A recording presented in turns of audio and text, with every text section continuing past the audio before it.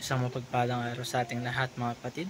Ako muli si Adrian Benares ng Batch 3 at itong aking daily devotion.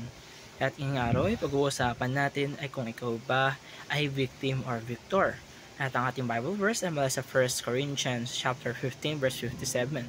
Sinasabi sa ating scripture ngayong araw, "But thanks be to God, He gave us the victory through our Lord Jesus Christ."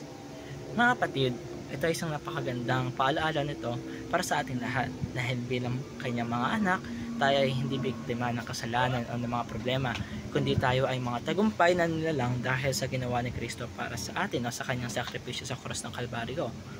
Ang topic natin ngayon na patungkol sa victory of Christ o ang tagumpay ni Kristo. Ito ay tumutukoy sa triumph ni Jesus laban sa kasalanan, kamatayan at kay Satanas sa pamamagitan ng kanyang kamatayan at pagkabuhay ng muli. Doon pa lamang sa krus ay binuwag niya na ang kapangyarihan ng kasalanan. Tinalo niya ang libingan at dinurog niya ang hawak ng kaaway. Ang tagumpay na iyon ay hindi lang para sa kanya kundi ibinabahagi niya ito para sa atin sa pamamagitan ng panampalataya natin. Kaya ngayon ay meron tayong pwede na din natin maranasan ang kalayaan, kapayapaan at buhay na walang hanggan. Hindi bilang mga talunan kundi bilang mga tagumpay sa pangalan ni Jesus. Kaya ay meron tayong mga katuruan na matututunan tungkol dito. Unang-una, Jesus came to overcome sin. Nung dumating si Jesus para pagtagumpay ng kasalanan, alam natin na bawat isa sa atin ay nagkasala at dahil doon ay dapat sana hiwalay tayo sa Diyos. Pero dahil sa sakripisyo ni Jesus sa krus ng Kalbaryo ay napatawad tayo at nalinis. Hindi na tayo alipin ng guilt o ng nakaraan natin. Kapag tayo nagkamali ay pwede tayong bumalik sa Kanya dahil sa Kanyang biyaya. Ibig sabihin nito ay wala nang kasalanan masyadong mabigat para sa kapatawaran ni Kristo.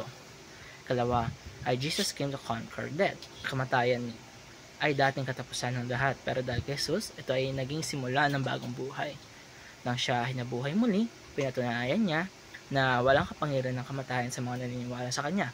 Kaya pag dumaan tayo sa matinding pagsubok o parang pakaramdam natin na tayo ay talo, tandaan lamang natin na si Kristo ay buhay, kaya may pag-asa tayo. Hindi natapos ang lahat sa problema o sa sakit lamang. At mayroon tayong tagumpay sa dulo dahil kasama natin si Jesus. At pangatlo at manghuli, Jesus came to defeat Satan. Si Satanas ay gustong iparamdam sa atin na wala tayong halaga, natalunan tayo at na hindi na tayo makakabangon. Pero dahil sa tagumpay ni Kristo sa krus, ay natalo siya. Kaya mga sinungalingan at tukso ay wala nang kapangyarihan sa mga nanampalataya kay Jesus. Kaya tuwing tayo sinusubukan, dapat nating pabagsakin ng kaaway. Tandaan natin na hindi tayo biktima, tayo ay isang victor at may kapangyarihan tayo sa pangalan ni Jesus para lumaban tayo at lumayo muli. At nagtatapos ang aking daily devotion. Maraming salamat sa panonood.